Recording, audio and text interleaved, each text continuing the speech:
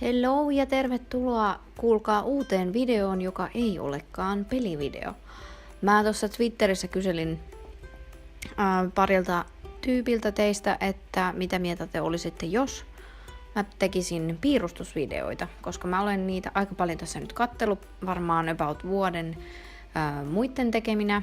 Ja en mä tiedä, mulla on nyt jäätävä tarve piirtää itsellä. Ja ajattelin sitten kokeilla tämmöistä, tosiaan Snapchatissakin asiasta mainitsin, mutta myös mun Twitterissä kannattaa siellä seurata, jos haluatte vastailla mun random kysymyksiin. Mä ajattelin, että mä käytän jatkossa sitä semmoiseen myös enemmän. Mutta siis, tässä on nyt meikäläisen uusin piirros, minkä olen väsännyt, ja se on periaatteessa minä. Tai mun niin kun, versio itsestäni silloin, kun mä piirrän itseni. Ja halusin tehdä tälle kanavalle bannerin. Ja tää on yleensä semmonen alue, mitä mä tykkään piirrellä, on niin kun, noita juttuja ja syksyjuttuja, niin kun syksyväreillä. Ja toinen asia, mitä mä halusin kokeilla tässä työssä, oli itse asiassa vesivärit, jotka mä ostin ihan tätä varten. Ja mä käytän niitä tässä ensimmäistä kertaa, joten mä oon tosi varovainen niiden kanssa vielä. Nää on, mä en tiedä miten tää nyt lausutaan, onko se Winston, vaikka mä en tiedä, että se kirjoitetaan Winston and Newton, niin se on niin kuin ilmeisesti lausutaan Winston and Newton vesivärit, jotka mä ostin ihan kirjakaupasta, akateemisesta. Ja sitten tässä on tämmöiset niin kuin ihan perusvärit, aika oranssi, kelta painotteiset, mutta perusvärit. Ja mä ajattelin, että mä haluan kokeilla tehdä taustan periaatteessa vesiväreillä ja sitten loput niin tussityönä. Ja mä olin tämän jo sketsannut valmiiksi, että mä en teille sitä sille erikoisemmin näytä, kun mä olin tämän hahmotellut ja tussi-leijerin tehnyt jo. Koska mä ajattelin, että se nyt on vähän turhaa, kun en mä aina tiedä edes mitä mä oon piirtämässä. Ja mulla tällä hetkellä kestää ihan sairaan kauan vielä tehdä piirustuksia ylipäätänsä, joten siksi mä en yritä kuvata joka ikistä vaihetta, ehkä sitten joskus myöhemmin. Mutta mitä mieltä te ootte tämmöisistä videoista? Mun mielestä näitä on tosi rentouttavaa katsella, sen takia mä osittain itse katon niitä. Ja sit mä opin muiden tekniikoita samalla, ja mitä mä voin sitten itse hyödyntää. Ja tää on semmonen alue, mitä mä oon halunnut tosi kauan oikeasti tehdä, koska niinku piirtäminen oli mulle todella tärkeetä, kun mä olin nuorempi. Se oli mulle semmonen henkireikä, mitä mä aina kun mulla oli paha olla tai todella hyvä olla, mutta siis enimmäkseen silloin kun mua ahdisti ja mä en saanut mitään tehtyä, niin mä piirsin. Ja sillä mä sain mun aivot rentoutuun ja muutenkin itseni rentoutuun ja ne pahat ajatukset tai mikä ikinä paperille ja päästä semmoiseen maailmaan, mikä on mun oma keksimä periaatteessa. Ja en mä tiedä, semmoisen mielikuvan piirtäminen esiin, mitä sulla päässä on, niin on jotenkin erittäin mukavaa. Ja tässä nyt ei ole hirveän syvällistä tarkoitusta takana muuta kuin, että se on periaatteessa minä. Ja sit mä pitelen kahvikuppia tuossa tuommoisella taian avulla periaatteessa leijumassa. Ja sit mä halusin kokeilla tehdä taustaa. Se on yksi asia, mitä mun pitää oikeasti reenata ihan hirveästi, on niinku taustan tekeminen. Mä oon aina sitä pelännyt. Ja nyt mä oon päättänyt, että mitä mä sitä pelkään, mun pitää vaan tehdä. Ei siinä ole mitään muuta syytä kuin vaan mun pitää oikeasti tehdä. Ja sehän on niinku laiskuutta, minkä takia mä en yleensä taustaa ole tehnyt. Ja mä yritin katsella Instagramista jotain kuvia niin kuin kahviloista ja loppujen lopuksi mä menin kattoon kirjahyllyistä kuvia. Ja sille on ihan oma hashtag, on shelfie.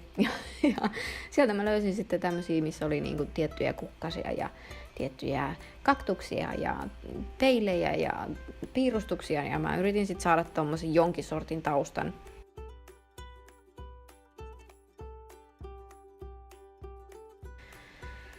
Ja sitten mä aloitinkin oikeastaan värittää tätä niin kuin hahmoani tässä.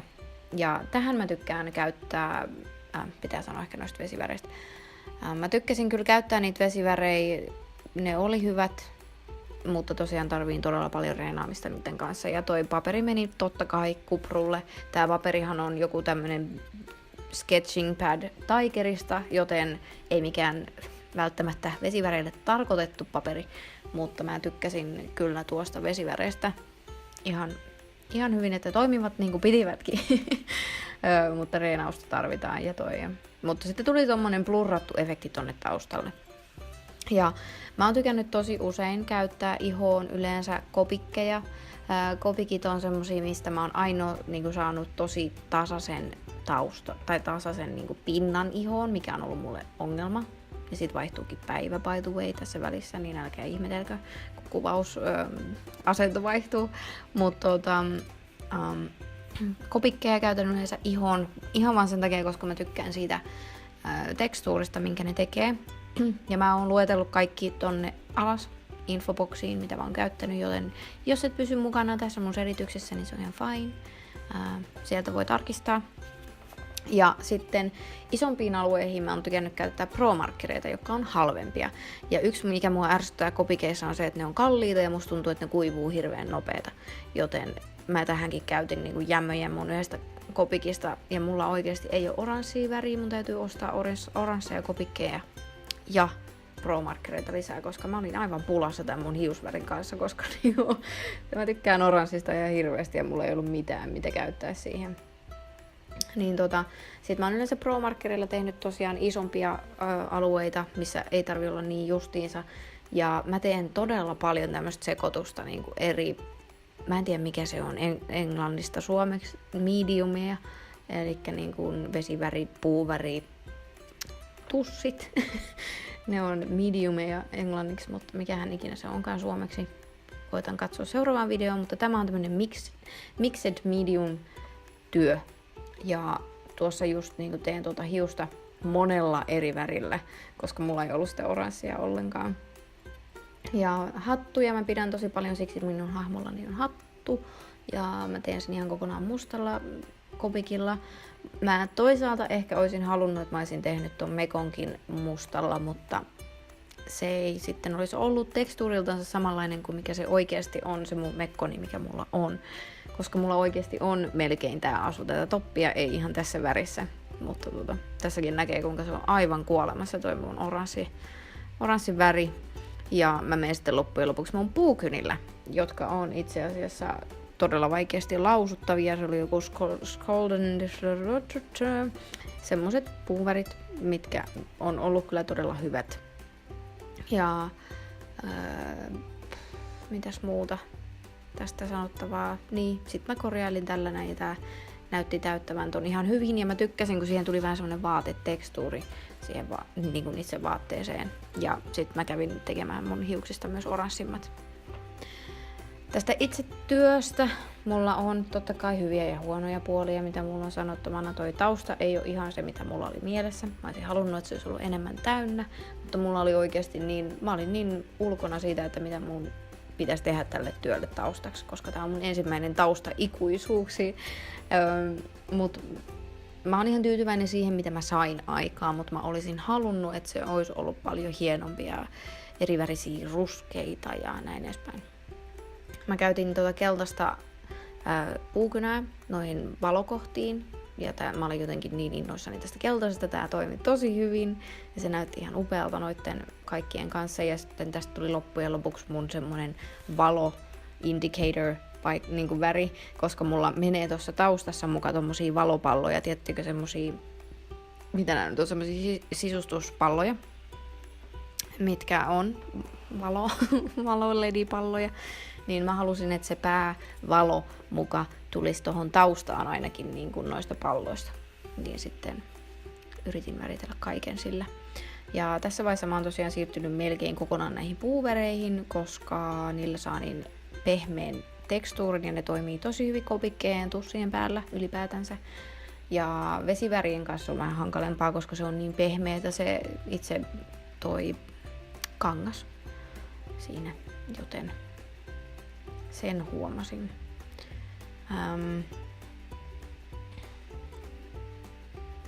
Anatomia tällä mun hahmollani ei välttämättä ole aivan täysin oikein, mutta mä tykkään ehkä eniten tosta, onko se nyt sitten vasen käsi, joka on tuolleen, pitää tuota kuppia ilmassa, niin se onnistui yllättävän hyvin. Mä otin ihan itsestäni kuvan ja pidin kättä tuolleen ja sitten mä yritin jotainkin väsätä. Kädet ei ole mun vahvin kohta, sekin on asia, missä mun täytyy treenata.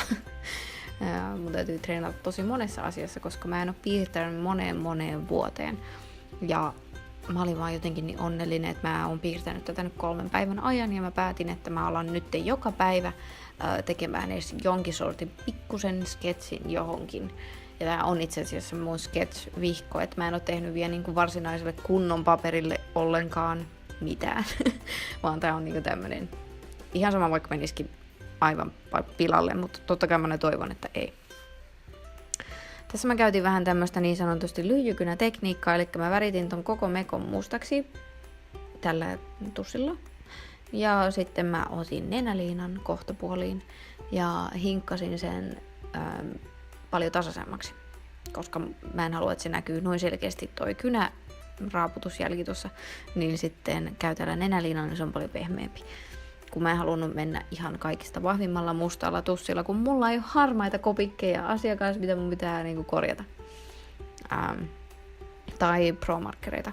Ja sit mä yritin tuossa niinku tehdä vähän erikoisempaa varjostusta, eli mä käytin tämmöistä ihonväristä tussia vähän niinku varjosteleen, en mä tiedä toimiko se, mutta mä näen tosi usein, että ihmiset tekee jollain tosi erikoisilla väreillä varjostusta, koska ne haluaa pitää sen värimaailman tasaisena koko niin kuin, työssä, niin siksi mä yritin tehdä siitä vähän niin kuin sellaisen.